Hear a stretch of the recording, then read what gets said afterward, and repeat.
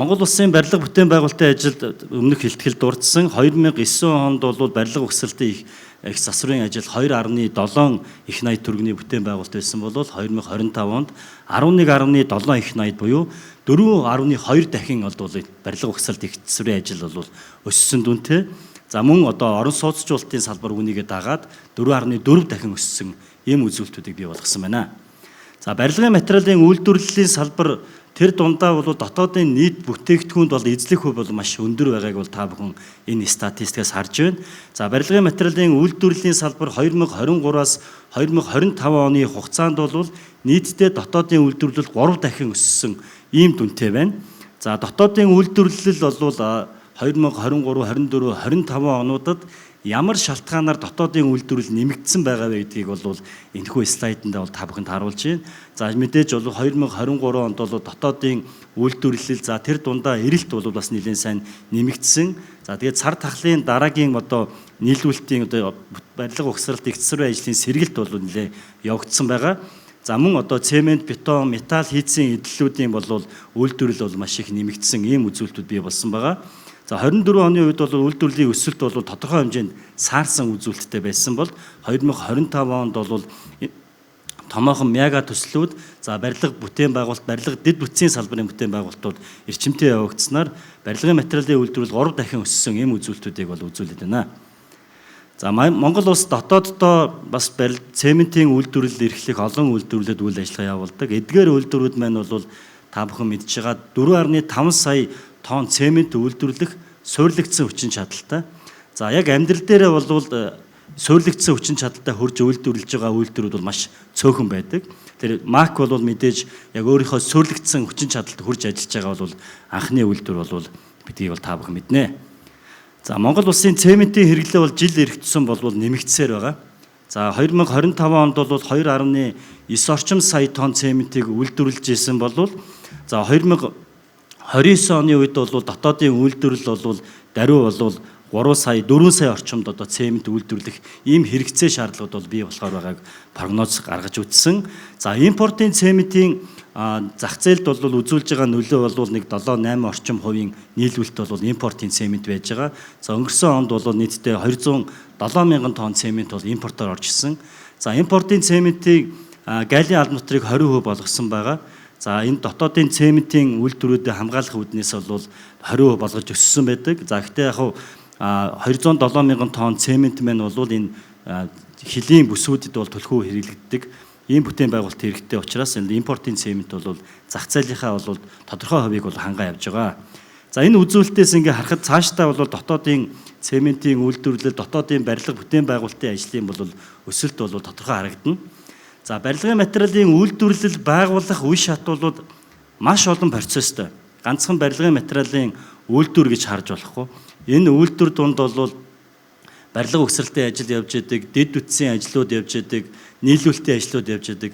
Энэ үндсэндээ бол барилгын салбар Монгол улсын хэмжээнд үйл ажиллагаа явж байгаа дэд бүтцийн бүх салбарууд хамтдаа хоршин тогтнож иж барилгын материалын үйлдвэрлэл бий болдог. За бидний ингээд судалгаа хийж үзээд яг ямар үе шатанд энэ дотоодын үйлдвэрлэлийг хөгжүүлэхэд за энэ үйлдвэр байгуулахад ямар асуудлууд тулгараад байгаа юм бэ гэдэг дээр бол онцлогоо хийж үзсэн.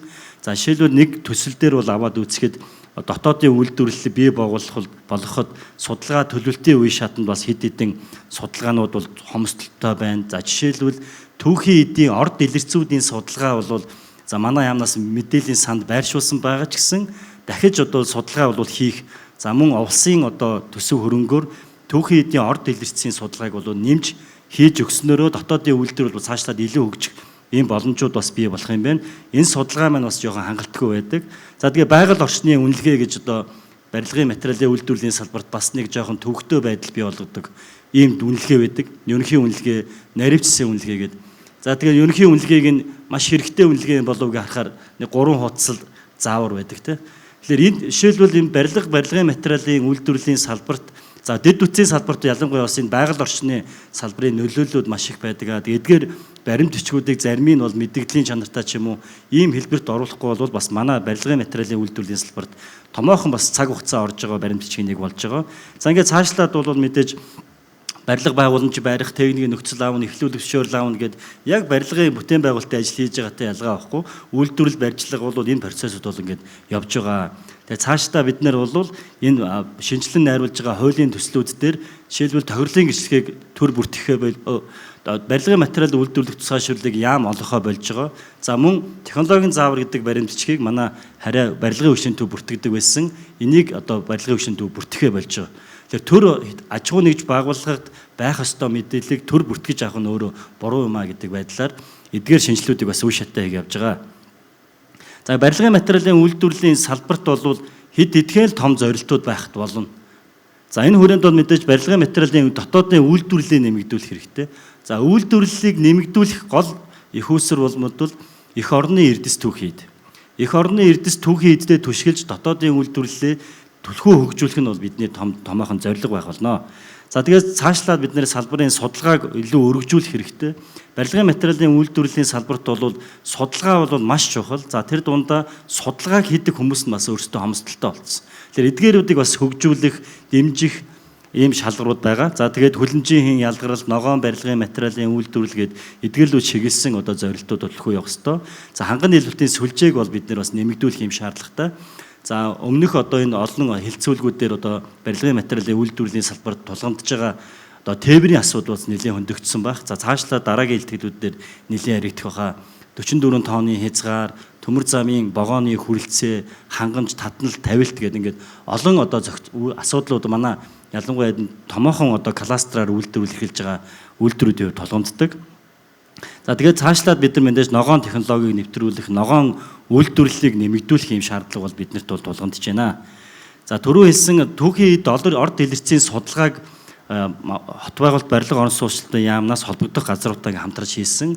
За Монгол улсын хэмжээнд нийтдээ 783 төрлийн түүхийн орд дэлгэцүүд бол бүртгэлтэй байгаа. За энэ дундаас Дорноговь, Төв аймаг гэсэн аймагуд бол хамгийн их орд дэлгэцүүд одоо бүртгэгдсэн ийм аймагуд байж байна. За эдгээрдээ үндэслэж дотоодын үйлдвэрлэл бол цаашаа хөгжих гол суурь нь болно гэж бол харагдаж байгаа. За мөн одоо дотоодын үйлдвэрлэлийг бүсчилж хэрхэн хөгжүүлэх юм бэ? Томоохон кластер үйлдвэрүүдэд бид нэр төлхөө хөгжүүлээд түүнийг дагсан үйлдвэрлэл технологийн паркуудыг байгуулах юм бол дотоодын жижиг дунд үйлдвэрлэлүүд бол дагаж хөгжих юм боломжууд бол байгаа гэж харж байгаа. За ингээд та бүхэн харахад бол дотоодод одоо шинээр хэрэгжиж байгаа төслүүд, шинээр хэрэгжүүлэх гэж байгаа төслүүд, за мөн одоо энэ дундаас бол МАК, Монцемент хэмэд үйлдвэрүүд, за мөн хөдлийн цементчхой үйлдвэрүүдийг дагуулдуулж үйлдвэрлэл технологийн паркуудыг байгуулах ийм зорилтуудыг бол тавиа ажиллаж байна. Эдгээр томоохон үйлдвэрүүдийг дагалдуулж үйлдвэрлэл технологийн парк байгуулснараа гайл, нөөт, газрын болон үл хөдлөлийн олон татврын одоо хөнгөлөлт чөлөөлтүүдэд хамрагдах ийм боломжуудыг бүрдүүлэхээр ажиллаж байгаа. За Монгол улсад мэдээж бол импортын барилгын материал жил ирэх тусам импортын дүн өсөж байгаа. За нөгөө талаас дотоодын үйлдвэрлэлүүдийн дүн бас өсөж байгаа. Тэгэхээр энэ нь бол нийт эрэлт бол маш их өсөж байгааг бол харуулж байгаамаа. За тэгээд барилгын салбар бол дотоодын нийт бүтээгдэхүүнийхээ 5.5%-ийг эзэлдэг бол барилгын материалын үйлдвэрлэлийн салбар маань өөрөө бараг 1.5 орчим хувийг бол эзэлж байгаа ийм чухал салбар болж байна. За барилгын материалын үйлдвэрлэлийн салбарыг хөгжүүлэхийн одоо хувьд бол энэ салбар дундын бодлогыг бол бид нэр хамтарч хэрэгжүүлэх ёстой. Ганцхан одоо бат байгуулалт барилга орон сууцлалтын яам дангаараа хөгжүүлэх боломж бол байхгүй. Тэгэхээр энэ барилгын материалын үйлдвэрлэлийг хөгжүүлэхэд бүх яамдууд, харай байгууллагууд, за жидүүгийн сан, хөгжлийн банкнаас ахуулаад энэ бүх оролцогч талууд энэ үйлдвэрлэлийг хөгжүүлэхэд хамтарч энд бол оролцох ёстой. Ингэснээр томоохон үйлдвэрүүдийг за мөн тэр дундаа бас жижиг дунд барилгын материалын үйлдвэрлэлүүдийг хөгжүүлэх ийм зорилт бол бий болно гэж харж байгаа. За тус яамнаас барилгын материалын үйлдвэрлэлийг дэмжих хөтөлбөрийг бол бас боловсруулсан байгаа. За өмнө нь бас мэдээж энэ дэмжих барилгын материалын үйлдвэрлэлийг дэмжих хөтөлбөрийн хүрээнд за манай энэ Монцемент, МАК-ийн цементийн үйлдвэрүүд, за бусад томоохон үйлдвэрүүд бас тодорхой хэмжээний хөнгөлөлтөө зээл тусламж авч үйлдвэрүүд бий болж исэн. За дараагийн зорилтууд бол бид дахиж энэ хөтөлбөрөөр боловсруулж байгаа нь үндсэн томоохон том төслүүд, за тэгээ орон нутгийн үйлдвэрүүд рүү чиглэсэн бодлого, за мөн одоогийн үйл ажиллагаа явуулж байгаа үйлдвэрүүдийг технологиудыг шинжлэх, за хангамжуудыг нэмэгдүүлэх, за ногоон үйлдвэрлэл, хүний нөөц гэсэн ингээд үндсэндээ 6 төрлийн зорилтын хүрээнд дотоодын үйлдвэрлэлийг хөгжүүлэх юм зорилтуудад тавиад ажиллаж байгаа. За энэ хүрээнд одоо өнөөдөр бас холбогдох бусад салбаруудын төрийн болон төрийн бас аж ахуйн нэгж байгууллагын төлөөлөлүүд байгаа гэж бодож байна. Тэгэхээр энэ схемийг бол хамтдаа хараад энэ үйлдвэрлэлийг бол ганцхан барилгах биш бүх салбар бол хамтдаа хөгжүүлэх энэ чухал шүү гэдгийг бол бас хэлмээр байна. За ингээд бас барилгын материалын үйлдвэрлэлийн салбар маань бол барилгын өртгийг жинхэнэ боддоор нь бууруулах боломжтой салбар. Тэгэхээр барилгын материалын үйлдвэрлэлээ түлхүү хөгжүүлэх юм бол орон сууцны үнийг бууруулах, орон сууцны өртгийг бууруулах энэ боломжууд байгаа гэдгийг бол энэ судалгаанаас бол та бүхэн харж болно.